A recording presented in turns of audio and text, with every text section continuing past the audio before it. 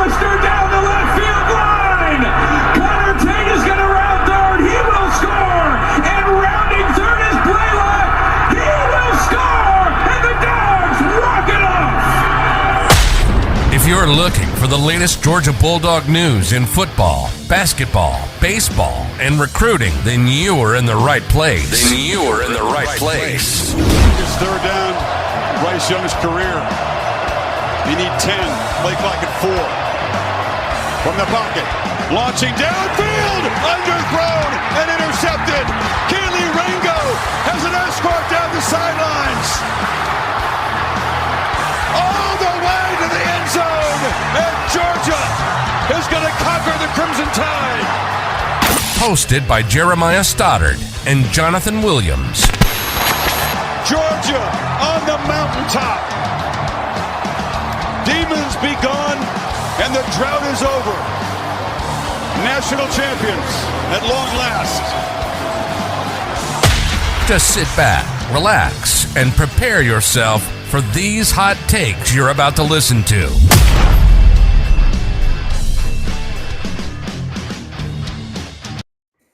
All right, welcome back to another episode of the Classic City Sports Podcast. As always, Jeremiah Stoddard along with Jonathan Williams. Got a good episode coming for you today. We are coming back after 2 weeks now. We took a week off last week. I was traveling and everything, so it's kind of difficult to do a show. But I just want to take a second before we even jump into this to thank everybody that watched last time. Like the video, subscribe to the podcast. To everybody, we had a personal best show results for that one. It went over 1,000 views for the first time on this podcast. So it was kind of exciting for us. We were excited about it. I hope you guys enjoyed it. We gained some subscribers from it. So I think everybody kind of enjoyed the episode as much as we did. So we're going to try to do the same thing this week and give you something that's worthwhile, something you want to watch, and something that you want to tell other people about. So as you can see with the title, some stuff going on with Todd Monken, and we're going to start throughout the offseason breaking down different position groups of the team for 2023. Best place to start for that is going to be the QB room, and then we're bringing back an old segment from the past as well that we usually enjoy a good bit, and so when you hear it, we'll give you a cue as well to start sharing some stuff with us in the future. So, Jonathan, let's jump straight into it without any more delay. First part, Todd Monken. There's a lot of conversation about him right now. When you hear that he's interviewing for 2 different teams, what do you think? Because last time we came on the show, we sat here and talked about how we didn't really think that he would take a job, that there wasn't necessarily a job out there that he would be interested in. So now knowing that he has interviewed for a couple of places, what are your feelings on everything? Well, I think one thing you kind of have to understand about when you hear these rumblings that Todd Monken is interviewing for these NFL jobs, and there's no hiding who the teams are. It's the Baltimore Ravens and the Tampa Bay Buccaneers. And I think what you have to keep in mind with something like this is when NFL teams, especially someone in Todd Monken's place who has experience in the NFL and maybe potentially does want to venture out there later on in his career, whether that be right now or that be 2 or 3 years from now, it's like when the team extends not an offer to you, but they extend their hand to you and they're like, hey, you're someone that we're interested in. We'd like to bring you in and talk about a potential job with you and kind of get your thoughts on everything. Whether or not Todd Monken actually wants to take either of those jobs in Baltimore or Tampa Bay, there's a professionalism that you have to approach this with of like, I may not exactly be interested in these jobs, but it helps me out just by going in, showing face and doing an interview with them. Because the last thing you really want to do is just kind of burn a bridge with someone in a sense and say like, nope, I'm not interested in interviewing for either of your organizations. And because like, who knows, like I said, like 2 or 3 years from now, if Todd Monken is still at Georgia at that point, maybe those jobs do become enticing to him enough for him to do leave and go somewhere else. So just him taking the interviews, I don't think needs to be alarming. But what was alarming to me at first is when Tampa Bay was someone on the books hitting up Todd Monken's phone, because at the time, today the news dropped that Tom Brady officially retired, supposedly. We'll see if that lasts this time around. But I like, and we'll get into that in a second about why I think that's a big deal. But it's because like Tampa Bay is a place where Todd Monken has been before. From what I've heard, it sounds like that his wife enjoyed their time down in Tampa, and how could you not? Florida's a great place to live. A lot of people retire there for a reason because it's warm weather year round and whatnot.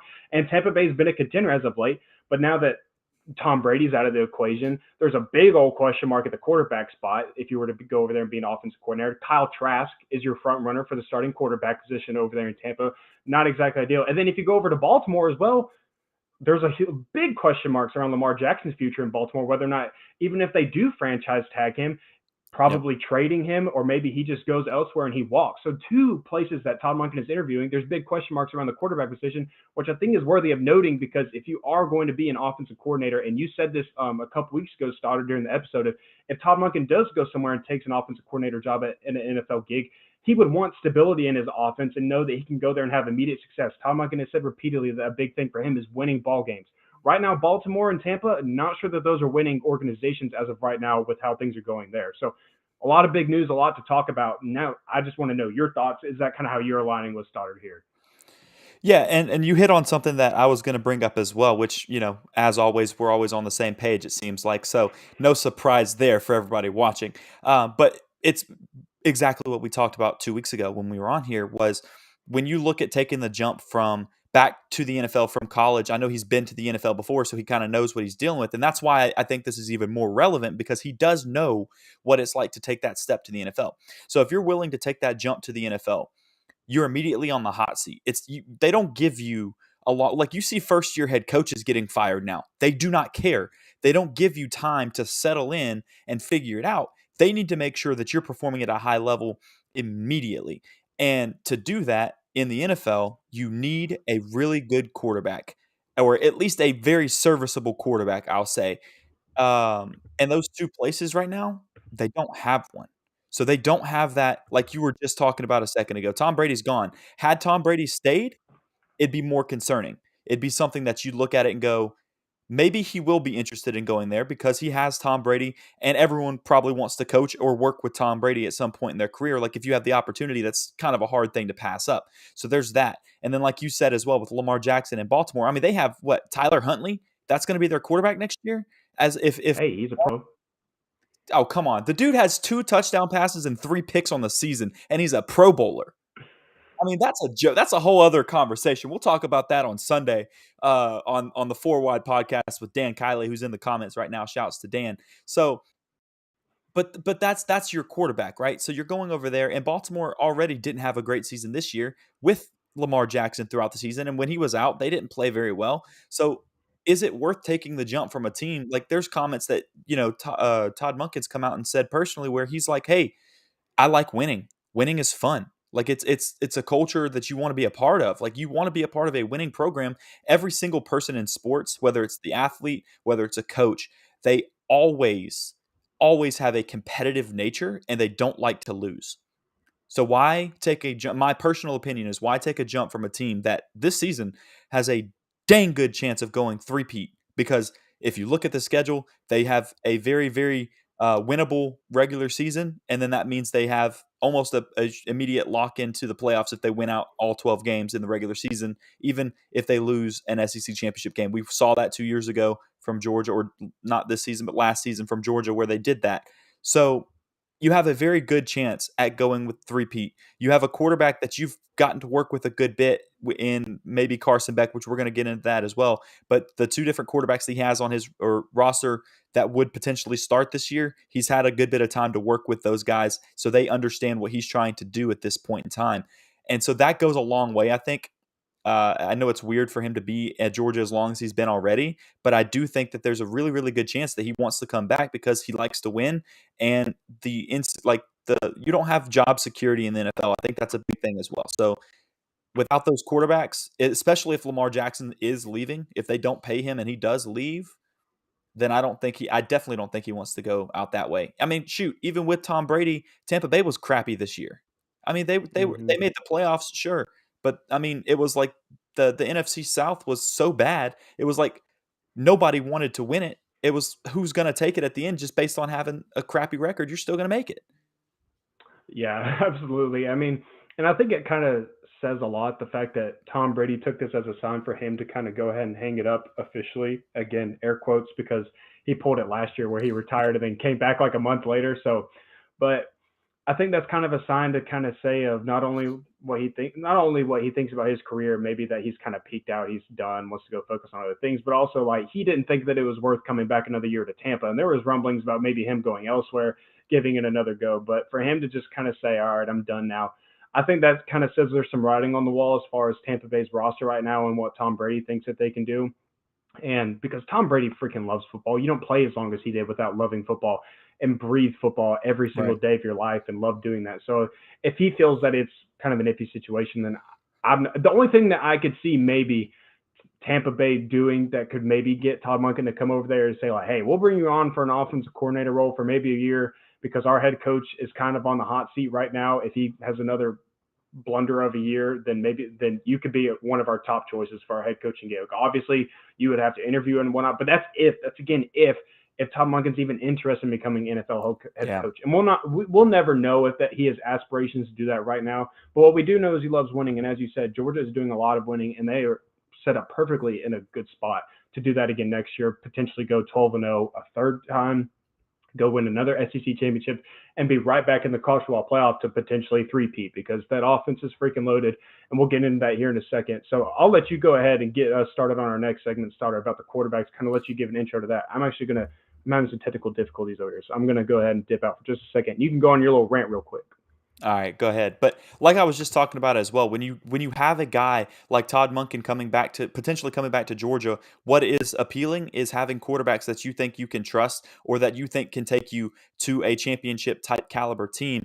And honestly, there are 3 different quarterbacks on Georgia's roster, 2 of which that I'm going to focus on to begin with. And I know the same thing for Jonathan as well is going to be Gunnar Stockton's a sophomore coming into this year, but the other 2 guys that you're going to be looking at is going to be Carson Beck, who as of right now, Carson Beck is most likely your front runner of it. And then your second guy is Brock Vandagriff. And when I say that Carson Beck is your front runner, the reason I'm saying that is because he's been the backup quarterback all season long. Every time they put a second quarterback in, it was Carson Beck this past year. So that tells you he is currently QB2 when Stetson was there. Now he's going to be currently QB1, but that does not mean that Brock Vandagriff cannot go in there in spring ball, which is about to start soon, and light it up and take that job from him. Or shoot, honestly, Gunnar Stockton could potentially come back as well, and maybe he's just so daggum good that you can't keep him off the field. I don't know. I don't necessarily think that one was going to happen. I just think that Kirby really does put an emphasis on seniority a lot, and also guys like Carson Beck has been there for so long. He understands, especially if Todd Monken stays, he understands Todd Monken's system better than any of those other guys will. So I think that my current front runner for the position is going to be Carson Beck, and I think that's what most people probably think. But there is still a competition there. What do you think? Oh, there's absolutely a competition. There's competitions all over the field. I don't care how long you've been a starter. If someone else is beating you out this spring or this fall later on and they're proving consistently that they are better than you, then yeah, you're going to get your spot taken. It's why guys like Michael Williams are in there starting their true freshman year. And later on in the year, you start seeing some more of those true freshmen like Bear Alexander start getting a lot more reps, taking reps away from some veteran guys that have been in that defensive system for a long time, start taking reps away from those guys because they're proving to be more consistent and more efficient and the more dominant player in practices, and they're earning that right. So the quarterbacks are going to have to do the same. Carson Beck, Brock Vandagriff, Gunnar Stockton, all those guys are going to have to battle it out. And whoever the best option is going to be the guy that ends up winning that job. But I would definitely say that Carson Beck is for sure the front runner.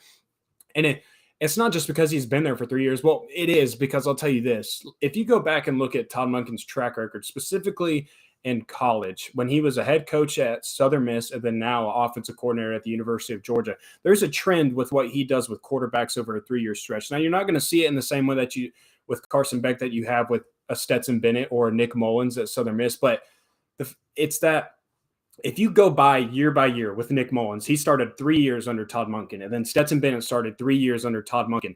Every single year, the completion percentage goes up a little bit. Every single year, the passing yards go up and the passing touchdowns. Both Nick Mullins and Stetson Bennett went from like a first-year 2,000-yard passer to throwing for over 4,000 yards and nearly a 70% completion percentage over that 3-year stretch. And you know who else has been in that system for 3 years now under Todd Monken? Carson freaking Beck. And that has and I said that Todd Monken's quarterback development is not talked about enough, especially at the collegiate level, because he's now done it twice. A Nick Mullins and a Stetson Bennett. Those are not necessarily household names. Those two were not household names in recruiting or anything like that. That's why Nick Mullins ended up at Southern Miss, and that's why Stetson Bennett had to go to a JUCO and then come back. And even then, he was still a third option. So the fact that he now has two foolproof examples of this is what I do with quarterbacks, and now he's going to have a Carson Beck, someone who was a pretty much a household name recruiting. He's got all of the talent in the world. He's got a killer arm.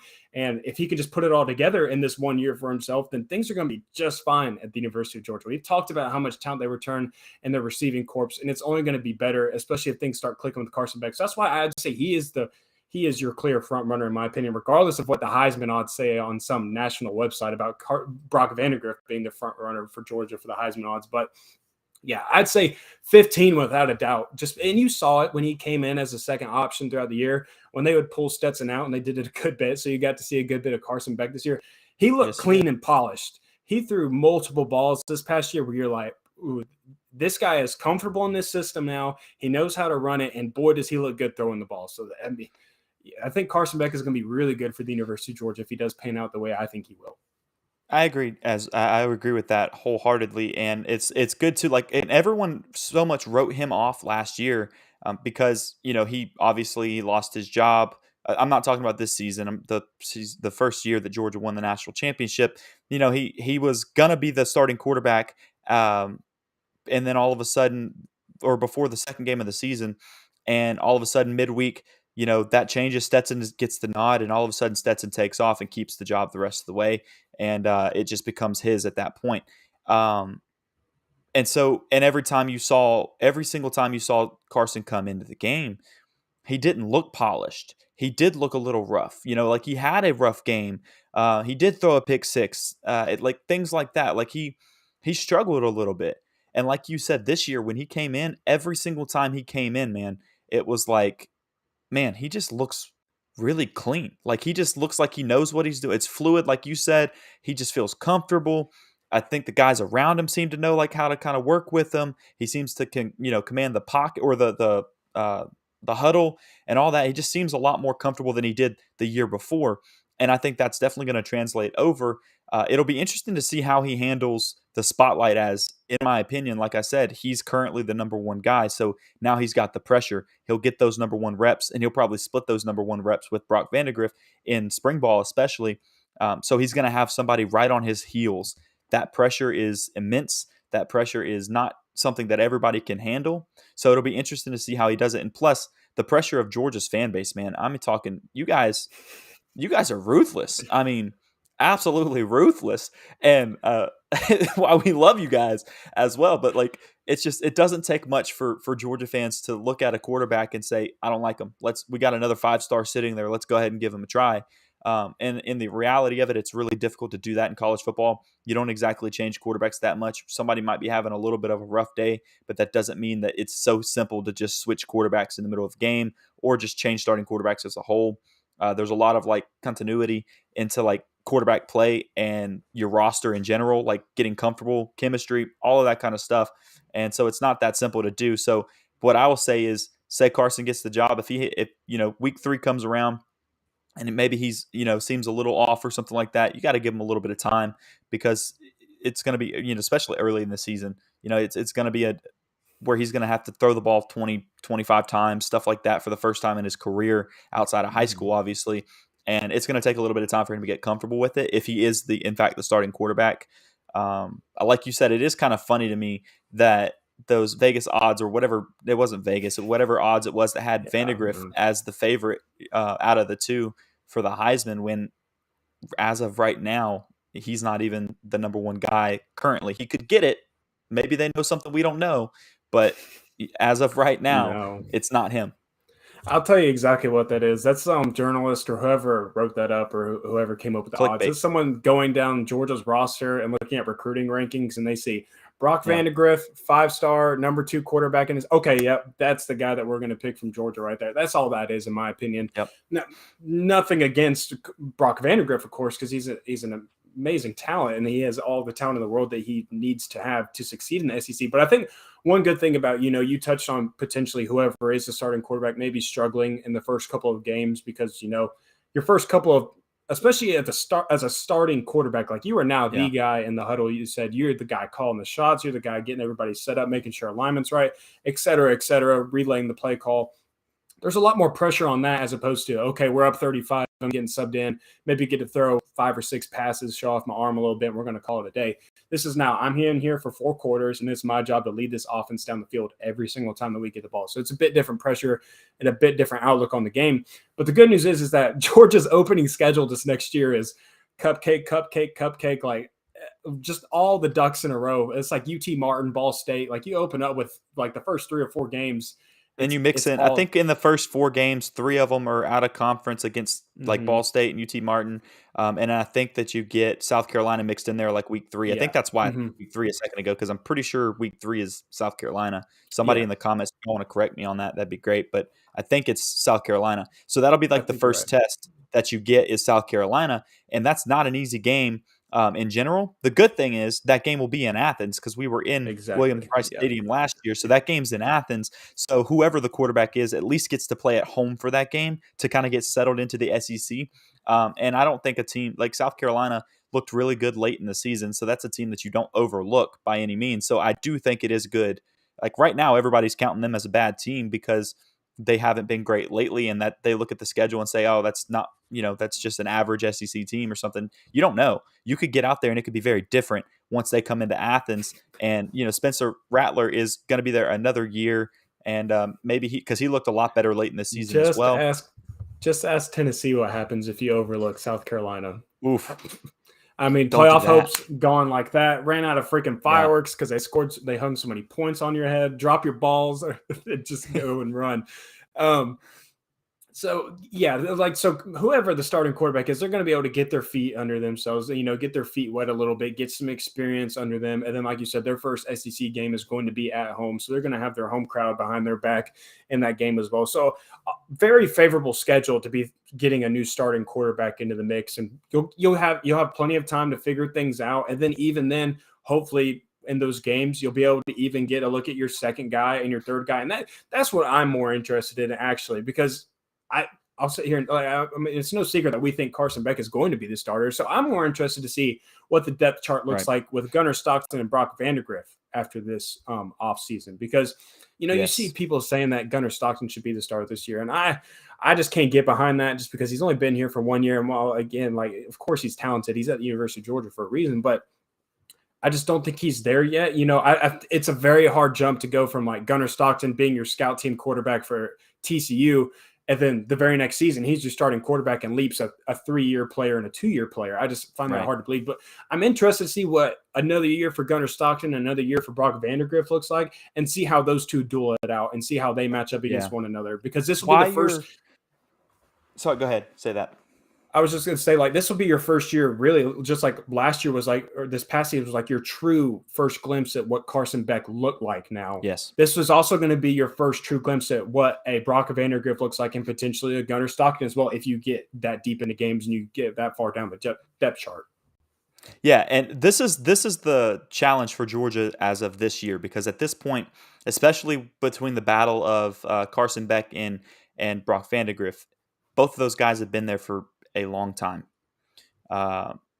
Whoever doesn't get the starting job, it's up to Kirby and Todd Monken or whoever at the time to convince those guys that this is still a good place to be, whoever doesn't win it, because this is when you're going to really have to see that roster management and that quarterback room management from Kirby Smart that so many people have criticized over the years. And I'm just going to go ahead and tell you, before this season even starts, the fact that he's been able to keep Carson Beck and Brock Vandagriff this long shows you that those guys are fully bought in, and Kirby's selling them on something that makes them want to stay. And because at this point, one of them should have left by now. Like the fact that Carson Beck stayed and sat for 3 years at this point, he's going into his 4th year. So he's going to be a redshirt junior this coming season. And the fact that he sat that long and lost his job last year to Stetson Bennett when he was the one that was looking at being number 2 when your starting quarterback goes down. I mean, that's one of those things, man, that takes some encouragement and takes some convincing to stay. And so that alone is impressive, but now it's really going to be tough. and we don't throw people into the transfer portal on this show. We don't do that unless somebody actually goes in. Then we really get into that kind of thing. But being able to convince, say it's Brock Vandagriff, and maybe they can, because Brock Vandagriff would then be staying and sitting for 3 years just like Carson Beck did. If Carson Beck loses, it would be really tough to keep him at that point. Like at that point, he would. At that point, he would have to go somewhere. Yeah. Somewhere. At that point, he has to, because now he's not going to start at the University of Georgia in that case. He's like if he doesn't win it, his shot. if he doesn't win it this year, he's done. Like he won't start at Georgia. So I do think that I think he's going to win it. We've talked about that before. I definitely think he's the guy that's going to get it. Can't guarantee it because you never know what Brock Vandagriff's going to look like. But I think that it is possible to keep Brock Vandagriff as well if he doesn't get the job, because he's a local kid. He seems to like the University of Georgia. I haven't heard anything about him being disgruntled or anything like that. Neither have you, I don't think. And if anybody in the comments has heard something, y'all can let us know. But I haven't heard anything about that. So I think he's got him convinced as of right now to maybe stay. And shoot, if Carson starts this year, does a one and done season, I think this year in the offense that we run with his arm talent and stuff, he could have a very, very big season as well. He could have a Stetson Bennett-like performance, throwing for 35 to 4,000 yards, 3,500 to 4,000 yards, something like that. I think would not be out of the reach in him with those weapons in offense. To then he would be able to go get drafted, go on to his NFL career after just one season as a starting quarterback, and that would then leave Brock Vandagriff the chance to do the same, get one starting season or something like that. And then you have Gunner, who would then have the option for 1 to 2 seasons as well. You could keep all of these guys happy. You really, really could, if you have the right system for them to run and you show them that they can succeed in it. Especially, I think what's going to be really good is if, say, Carson Beck wins the job this year, both of the two quarterbacks they'd be watching could see what he could do in a one-and-done type season. And if he succeeds really well, that's all the convincing you need right there. Yeah, I think there's something in the water in Athens. Like you said, the fact that Georgia has held on to all three of these quarterbacks for as long as I have, there's something special going on. I don't know what it is. I don't know what they pitch them on. I don't know what they tell them, but whatever they're doing, it works, because it works. And it's not just the quarterback position, because it's the same way that you get Oscar Delp, Pure Sperlin, and all those cats to come in that tight end room, even though there's a Brock Bowers and a Darnell Washington in there and so many other names already starting ahead of them. They're like, just load it up, get them all in here. That's what we're about. And even like you're still hearing it with more of the other UGA commits of talking like, man, I don't care who comes here.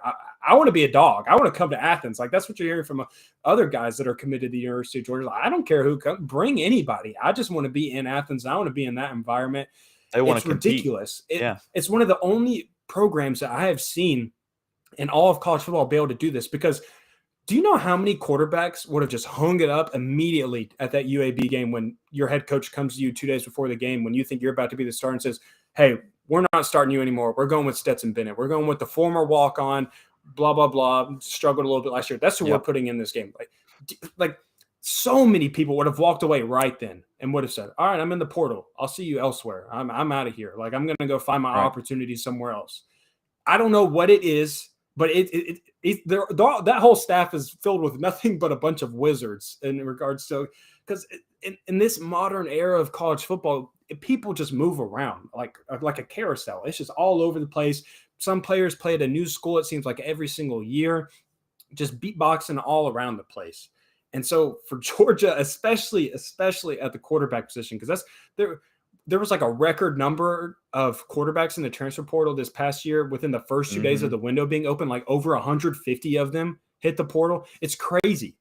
Like what Georgia's doing at the quarterback position right now is not normal, and that is not the norm in college football. So it's just amazing. I'm baffled the fact that you even have all three of these options if you are a Georgia fan to even be your option at quarterback. The fact that you have three. Most teams don't even have three quarterback options anymore. It's usually you got two guys. Georgia has three this offseason. So you should feel perfectly fine about where your team is at in regards to your play caller and the head man of the offense, if I do say so myself. Yeah, this is a year that you go into it going, man, I mean, who's it going to be? Because it could be any of them. And honestly, if you're a Georgia fan, you could look at it and say, obviously, whoever Todd Monken and Kirby Smart chooses their starting quarterback is going to be a very capable individual. At this point, you have no reason to doubt whoever they pick. And yeah, there's probably somebody else on the bench that's a really good quarterback. There's going to be, I guarantee there's going to be two guys on that bench at the time that's going to be a really good quarterback. And Yeah, Dan, I see your comment there about Raiola. I don't even know if I say that right, but either way, like the number one But quarterback in the country right now for you 24. know, I get that. But here's the thing. That does slightly change things, but here's the thing. If he commits, I don't think he gets guaranteed a starting job the second he walks in. So well, therefore, Carson Beck is gone at that point. So then Brock Vandagriff potentially gets to start if he, wins the job. Your worrisome part at that point is whether or not they can keep Gunnar Stockton happy. But it's also very possible that they could, and it doesn't mess everything up. I mean, they've shown that they can keep quarterbacks happy for this long when a 5-star comes on the roster and they make them sit for a while. I mean, I'm not yeah, convinced that it would ruin everything. And I know Dylan Raiola is probably an exception to this because Dylan Raiola is out of this world, uber Yes, talented he is. quarterback, like very much so one of the best quarterbacks in the entire country. So yeah, getting him probably would change things. But man, people have been saying that about Georgia's quarterback room for the last 2 or 3 years. When there was Stetson Bennett and Carson Beck, and then they brought in Brock Vandagriff. Someone was like, well, someone's leaving. You just got a 5-star in Brock Vandagriff. Like, someone's going to end up leaving. People were tossing Carson Beck in the portal 2 years ago. And you had JT Daniels there and everything at that and time. You had JT Carson Beck. Daniels. People like, everyone going to put leave. Carson Beck in the portal. And everyone then when Gunnar Stockton came in, everybody was like, well, one of Brock or Carson's going to have to leave because like it just doesn't work out that way. People have been saying that for so long. And it's like, yes, you would think like common sense would say like, well, heck, you just got this dude in your roster. Now, like someone probably feels the pressure and is like, let me go somewhere else where I know I can start. And this isn't a problem. I don't have to battle it out. But it's almost like these dudes love it. They love the competition. They're here for it. They don't want to just walk into them and be handed the job. They don't want to be handed the keys as soon as they set foot on campus. They want to go out there and earn it. They love the competition is what it seems like to me. So yeah, like it would seem like if a guy like Dylan Raiola were to commit to the University of Georgia, things might change. But people have been saying that and nothing has changed. Exactly. You look at a spot right now and it's like Georgia's showing you they can handle it. So we'll see how it goes. And obviously both you and I will sit right here and say, I hope he signs with Georgia. The dude is insane. I mean, if you've ever watched any of his stuff at all, you know that guy is a gunslinger. And so nobody in Athens would be upset if he commits. And if that does create a domino effect, I mean, it is what it is. Like you said earlier, this program at this point is you go get the best guys available that you can get to come to the school, and they can fight it out from there. And the staff will make sure they get the best ones on the field week in and week out. And sometimes that means that you have to sit a little bit as a quarterback or whatever, every position in Georgia. You might have a linebacker on the roster for 3 years, and then all of a sudden you get to start, and now you're a first-round draft pick. Like, stuff like that happens at Georgia all over the board. And you just got to get the guys that buy into it. And Georgia seems to be getting everyone, for the most part, to buy into it. And I don't know that Dylan's any different. Maybe if he comes to Georgia, they're setting that precedence of like, hey, man, there's a lot of dudes in front of you. You got to compete. It's not guaranteed when you come. I know that you got a perfect rating, in your recruiting stuff right now. That doesn't mean you're coming in and starting day one. You have to earn every bit of it. And I think that's just where Georgia is right now. And that's an incredible spot to be as a Georgia fan, knowing that these guys keep coming in and they keep battling it out. And they'll stick around for a while and wait for their turn. I mean, that tells you Kirby Smart is doing it the right way. Yeah, and Dan, you're absolutely right with that comment saying, I think we have been fortunate with guys that love Georgia. And I think that's the key right there. You're not just recruiting the best of the best every single year. You're not landing a top 2 class every other year or whatnot. You're getting guys that are buying into what is being preached. They're buying into the university that they're going to. They're in love with Athens. They're in love with where they're at. And that plays making sure that your players are comfortable and that they're where they want to be is huge. And I think because especially in this day and age with NIL, it's very easy to just go to those schools like, well, this school's offering me $1.5 million and I don't really care where I'm at. If they're giving me that much money, I'll just go there. And then when you're actually there and you're spending every single day of your life at that university, you're like, I don't really like this place. And so they end up hitting a portal later on. So I think that's definitely a big key, but I think that's enough discussion about the quarterback spot. Like we said, guys, we're going to do this with every single position group, offensive line, running back, wide receiver, etc. So we're going to be doing this throughout the offseason, but let us know in the comments which ones you want us to hit on first. We did quarterbacks because that's an easy one to talk about, and that's one that everybody wants to know about what's going on. So we wanted to bring you guys our 2 cents there, but let us know which ones you want us to hit on first. We'll bring you guys, though, and we'll do the same thing that we did today, give you like 15, 20 minutes about that same subject. Drop them in the comments now if you want to, or hit us up on social media. I'll put them either one. I'll put them on here real quick if this is easier for you on Twitter.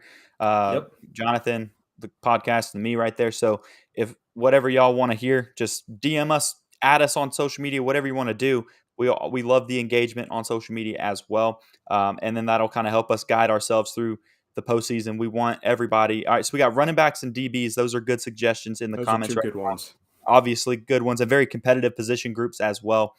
So maybe one of those 2 will probably be a good one to start with next week as well. But we will let you guys know before that episode starts.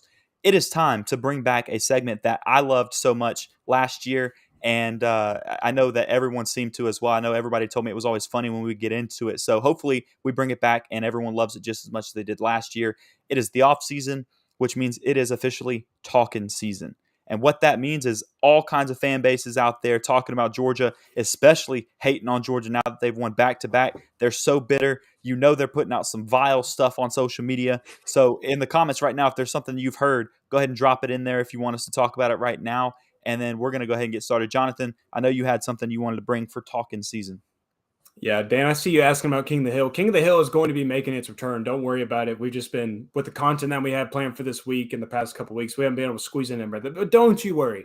King of the Hill will definitely be making its comeback for the offseason, without a doubt. So we'll bring you – I'll get some good talking points for us to discuss on the show in the coming episodes. But so mine doesn't even come from a fan, doesn't come from a fan base, which is what makes this one so perfect. It's Ryan Day, Ohio State's head coach. How many weeks has it been since the college football playoff game against Ohio State? It was near, so it's been like a whole month. 3? We're like a whole month removed because it's now February. Yeah, it's been a month since that game. Yeah, we've been a whole month removed from this game, so it's done, decided, whatnot. Georgia's already national champions again. And during a press conference, I guess is what he was doing today, Ryan Day wants to bring up the so-called controversial targeting call with Javon Bullard and Jackson Smith and Jigba, the one that ended up taking Jackson Smith and Jigba out of the game, and what so many people claim to be the only reason why Georgia won. But I must have missed the part of the game where Jackson Smith and Jigba fell down on his butt when he was trying to cover Arian Smith down the field. So, but anyways, I digress there. And so he goes on this little tangent about I contacted this referee and this conference officials and the head official here and whatnot. And I asked them all the same question about why is this not targeting? Why is this the right call? And every single one of them, I'm saying Jackson Smith and Jigba. It's Marvin Harrison Jr. Yeah, Marvin Harrison. I'm an idiot.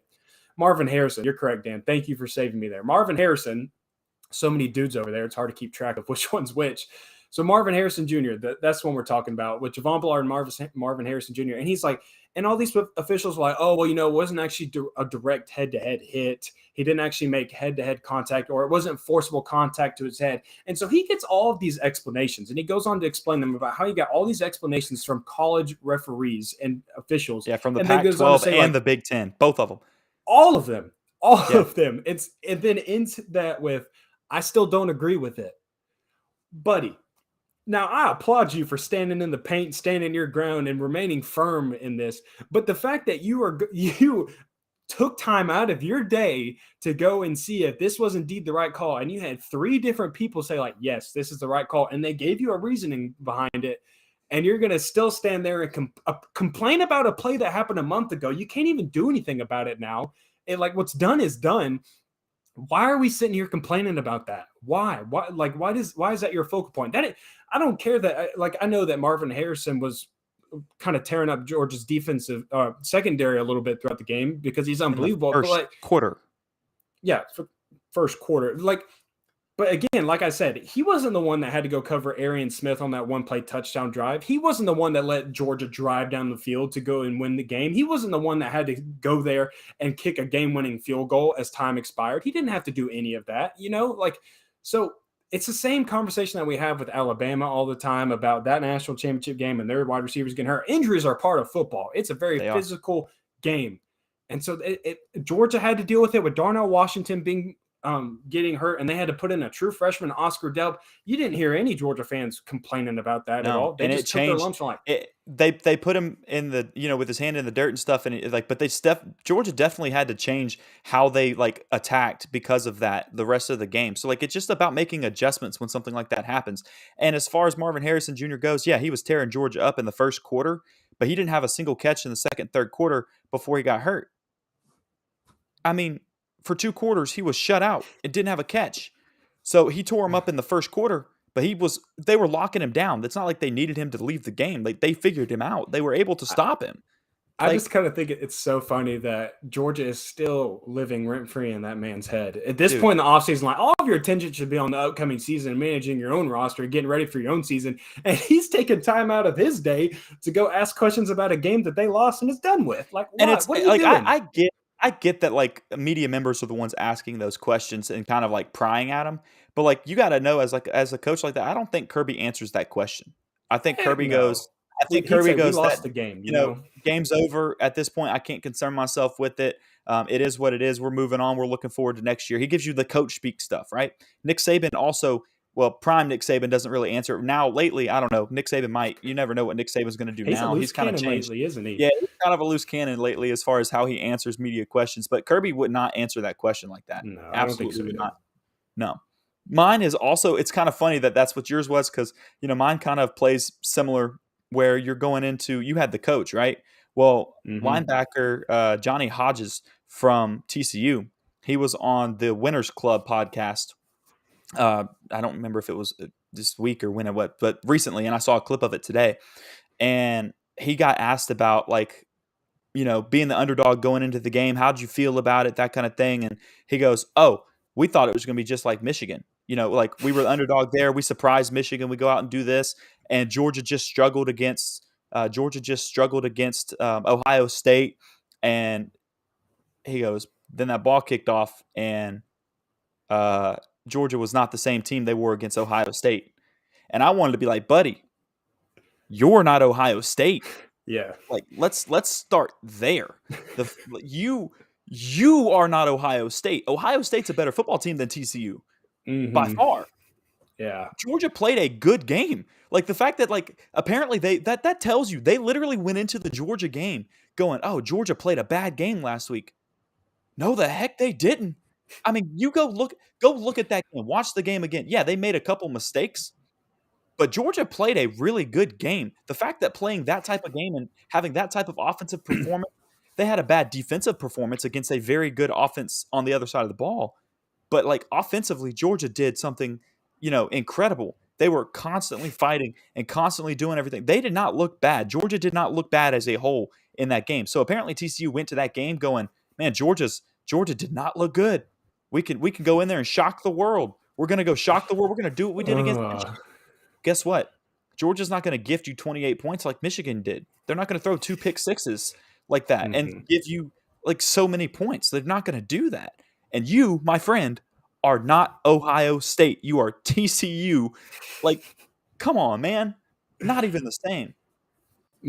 My man, you just lost to Kansas State a couple weeks ago. Come on, brother. What do we do? I get it. I get it. You want to have confidence. You want to kind of build up your self-esteem a little bit. And everybody does the game-by-game comparison of the transitive property, I believe that's how you pronounce it. Transitive. It's transitive property. And that does not work in college football, man. Transitive property does not work. This team beat them by X amount of points, and we beat them by X amount of points or whatever. It's we should be okay. It doesn't work. And boy, did it not work for that game. I mean, it was as soon as you get off the bus, it was I think we going to be in some trouble, sir. This is not good. Yeah. I mean, we talked about it. My favorite thing to say afterwards, and it stayed true the entire game, was after the first drive of that game, I literally around everybody, I'm going, that was too easy. It was too easy, and it continued to be too easy the entire game. You were like that clip of LeBron after he gets that M1. He's like, "That's too easy. That's too easy." That was you in the stands. Stoddard was over there trolling the TCU fans in SoFi Stadium after the first drive of the game. Hey, was I wrong? That's the thing. I was not. That's the problem. That was their problem. That's why they didn't like me, is because I was not wrong. A lot of TCU fans understood what they were going into. I got approached by one before the game even started, and a guy walked up to me and he was like, he started to make the joke. He was like, "Why'd y'all even make the trip? Y'all think y'all have a chance?" He was obviously joking and stuff. And he goes, "No, he said, honestly, we're just happy to be here." He literally then turns around and says, "I don't think TCU has a chance to win this game. We just are happy to be like a part of it. It's a big turnaround for our program," all that kind of stuff. And I was like, "You're smart. You're logical. You're a logical fan." Like, but I think there were some, though, like the ones I was sitting next to, they really thought they had a genuine chance.